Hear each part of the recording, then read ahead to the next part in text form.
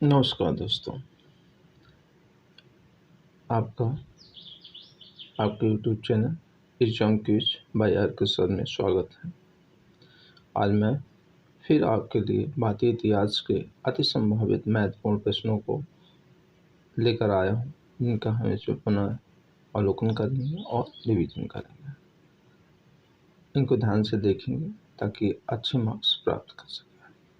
हो सकता है ये आपके आने वाले एग्जाम में आपका 1-2 मार्क्स बढ़ाने में मदद कर सकें, इसलिए इनको स्किप मत करें। ध्यान से शुरू से आखिर तक जरूर देखें, क्योंकि इनमें पहले सिंपल यानी कि सरल क्वेश्चन और उसके बाद में तत्पश्चात कठिन प्रश्नों का संकलन किया गया है, इसलिए इसको स्किप न करें और आराम से पूरा वीडियो देखें। हाँ, अगर आपको इस स्पीड की दिक्कत हो तो आप अपने हिसाब से एडजस्ट कर लें। चलिए देखते हैं भारतीय इतिहास के अति महत्वपूर्ण प्रश्नों का अभ्यास करते हैं। आपका स्क्रीन पर पहला प्रश्न इस प्रकार है।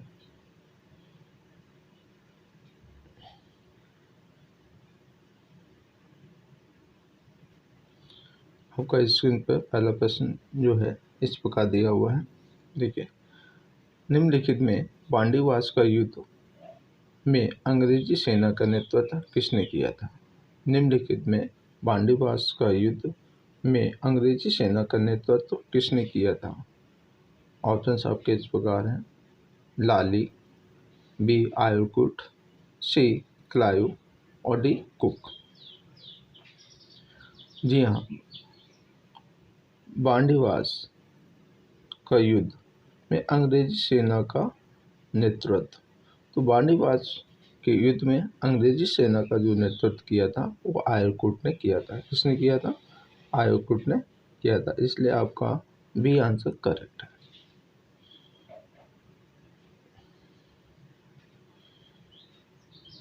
नेक्स्ट प्रश्न,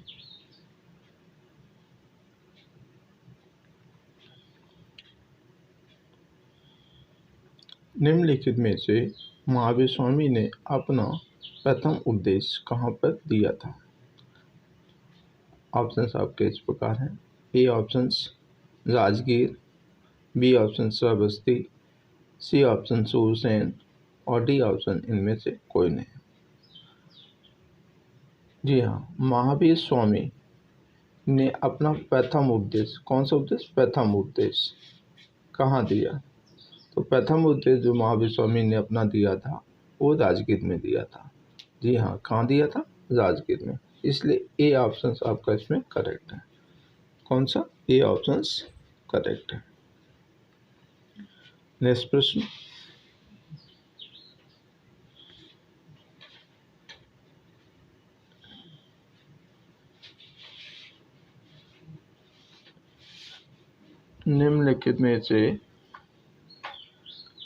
निम्नलिखित में से महाजनपद सूरसेन की राजधानी थी। जी हाँ, यहाँ पे होना चाहिए था निम्नलिखित में से महाजनपद सूरसेन की कौन सी राजधानी थी? आपके ऑप्शन इस प्रकार हैं। वैशाली, नंबर 2 कौशाम्बी, नंबर 3 जो है यानी कि सी ऑप्शन मथुरा और डी ऑप्शन जो है ऐशत। यहाँ निम्नलिखित में से महाजनपद सूरसेन की राजधानी, महाजनपद सूरसेन की राजधानी की बात हुई है, तो जी हाँ, महाजनपद सूरसेन की जो राजधानी थी वो मथुरा थी। कौन सी थी? मथुरा थी। अगले प्रश्न क्यों,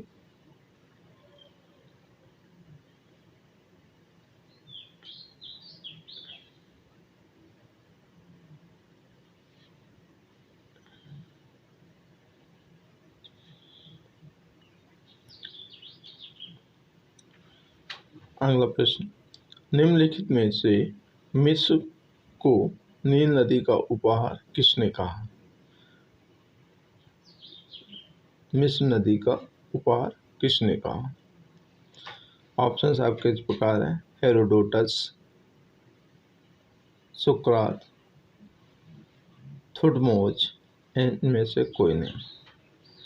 जी हाँ, मिस्र को नील नदी का उपहार, मिस्र को नील नदी का जो उपहार है हेरोडोटस ने कहा था। मिस्र को नील नदी का उपहार जो है हेरोडोटस ने कहा था। अगला प्रश्न,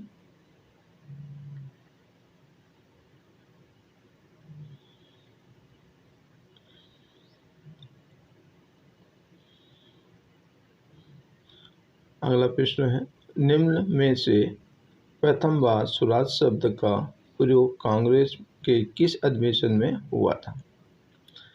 ए ऑप्शन है लखनऊ अधिवेशन, बी ऑप्शन है आपका कलकत्ता अधिवेशन, सी ऑप्शन है कानपुर अधिवेशन, डी ऑप्शन है लाहौर अधिवेशन।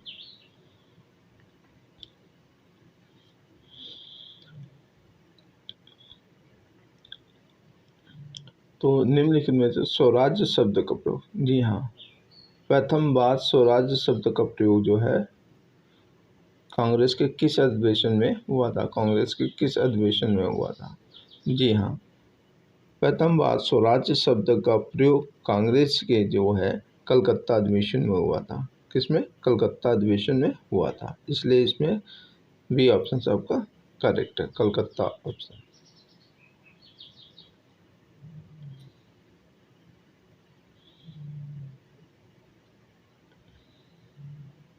अगला प्रश्न, निम्नलिखित में से सिंधु सभ्यता से प्राप्त ईंटों में लंबाई चौड़ाई ऊंचाई में अनुपात है। निम्नलिखित में सिंधु सभ्यता में से प्राप्त ईंटों में लंबाई चौड़ाई ऊंचाई में अनुपात है। आपके ऑप्शंस दे रखे हैं। ए 4:2:1, बी ऑप्शन है 5:3:1, सी ऑप्शन है 4:4:1 और डी ऑप्शन जो है 4:4:2। जी हाँ, इसमें आपसे पूछा सिंधु सभ्यता से प्राप्त ईंटों में लंबाई चौड़ाई ऊंचाई में अनुपात। तो सिंधु सभ्यता से जो ईंटें प्राप्त हुई थी उसमें लंबाई चौड़ाई ऊंचाई में जो अनुपात है वो 4:2:1 का है। जी हाँ, कौन सा? 4:2:1 का है। तो इसमें ए ऑप्शन आपका करेक्ट है। कौन सा? ए ऑप्शन आपका करेक्ट है। अगला प्रश्न,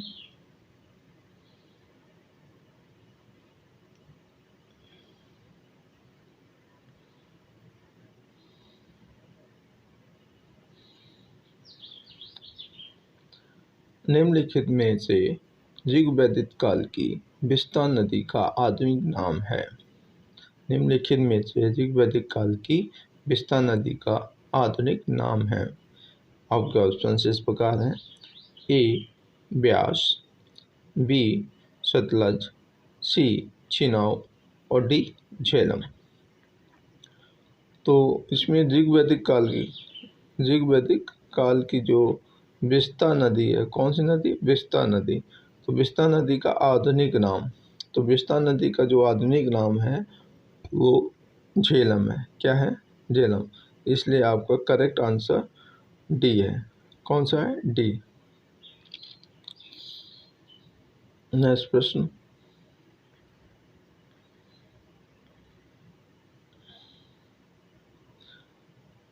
निम्नलिखित में से किस सिंधुकालीन स्थल से जुटे हुए खेत के प्रमाण प्राप्त हुए हैं? आपके ऑप्शन इस प्रकार हैं। A option Mohenjodaro, B option Daimabad, C Kalibanga, D इनमें से कोई नहीं। डी इनमें से कोई नहीं। सिंधुकालीन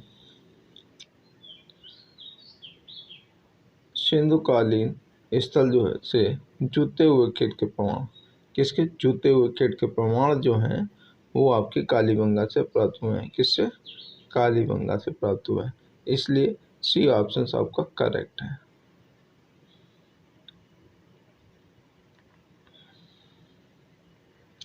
नेक्स्ट प्रश्न की ओर।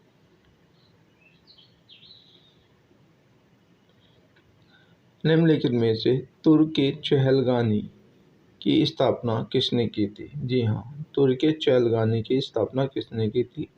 आपके ऑप्शन इस प्रकार हैं। Number A Balban, number 2 Iltutmish, number 3 Firoz Shah, number 4 इनमें से कोई नहीं। जी हाँ, इसमें तुर्की चहलगानी, तो तुर्की चहलगानी की जो स्थापना है वो इल्तुतमिश ने की थी। किसने की थी? इल्तुतमिश ने की थी। ये आपसे बी ऑप्शन आपका इसमें करेक्ट है।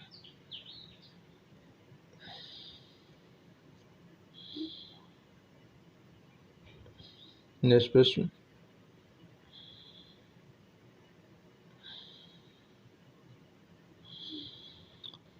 निम्नलिखित में से 1210 ईस्वी में चौगान खेलते समय घोड़े से गिरकर किस शासक की मृत्यु हो गई थी? जी हाँ, निम्नलिखित में से 1210 ईस्वी में चौगान खेलते समय घोड़े से गिरकर किस शासक की मृत्यु हो गई थी? आपके ऑप्शन इस प्रकार हैं। ए ऑप्शन आपका दे रखा है बैरम खां, बी ऑप्शन आपका इल्तुतमिश, सी कुतुबुद्दीन ऐबक और डी इनमें से कोई नहीं। जी हाँ, 1210 ईस्वी में चौगान खेलते समय घोड़े से गिरकर मृत्यु, तो घोड़े से गिरकर जो मृत्यु हुई थी वो कुतुबुद्दीन ऐबक की हुई थी। किसकी हुई थी? कुतुबुद्दीन ऐबक की हुई थी। इससे इसमें आपका सी ऑप्शन करेक्ट है। कौन सा ऑप्शन? सी ऑप्शन करेक्ट है, कुतुबुद्दीन ऐबक।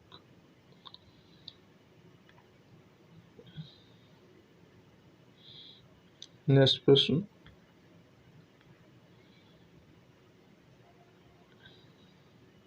निम्नलिखित में से विजय स्तंभ की स्थापना किसने की थी?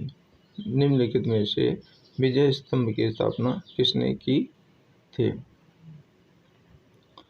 निम्नलिखित में से विजय स्तंभ की स्थापना किसने की थी?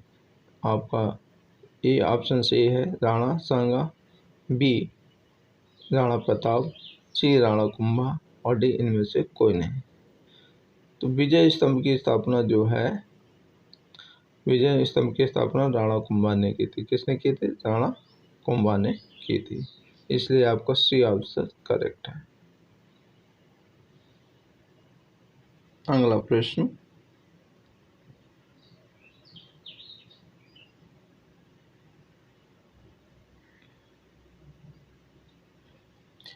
निम्नलिखित में से सप्त पैगोडा का निर्माण किसके द्वारा किया गया था? निम्नलिखित में से सप्त पैगोडा का निर्माण किसके द्वारा किया गया था? आपके ऑप्शन दिए हुए हैं।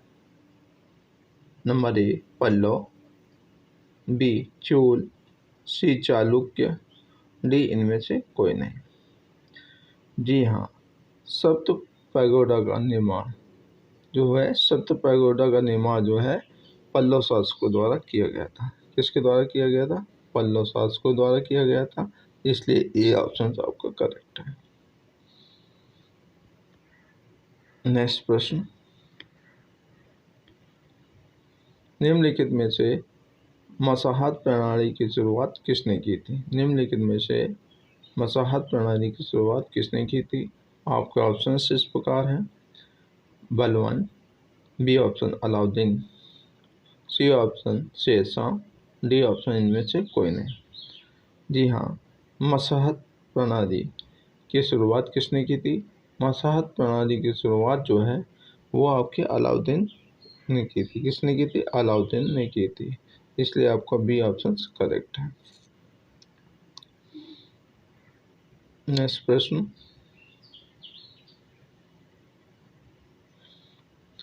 निम्नलिखित में से दीवाने बंदगान की स्थापना किसने की थी? जी हाँ, निम्नलिखित में से दीवाने बंदगान की स्थापना किसने की थी? आपका ऑप्शन इस प्रकार है। Number A Firoz Shah, B Muhammad bin Qasim, C Ghiyasuddin और डी इनमें से कोई नहीं। दीवानी बंदगान, तो दीवानी बंदगान की जो स्थापना वो फिरोज शाह ने की थी। किसने की थी? फिरोज शाह ने की थी। इसलिए आपका ऑप्शन ए करेक्ट है। कौन सा ऑप्शन करेक्ट है? ए। नेक्स्ट प्रश्न,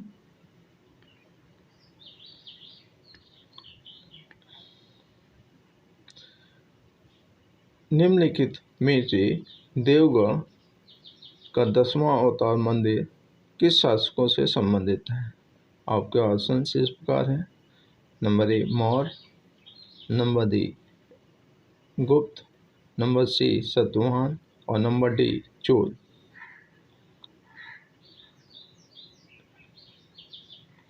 निम्नलिखित में से 10वां अवतार जो मंदिर है वो किससे संबंधित है? जी हाँ, निम्नलिखित में से देवगढ़ का जो 10वां अवतार मंदिर है वो गुप्त शासकों से संबंधित है। किससे? गुप्त शासकों से संबंधित है। इसलिए बी ऑप्शन आपका करेक्ट है।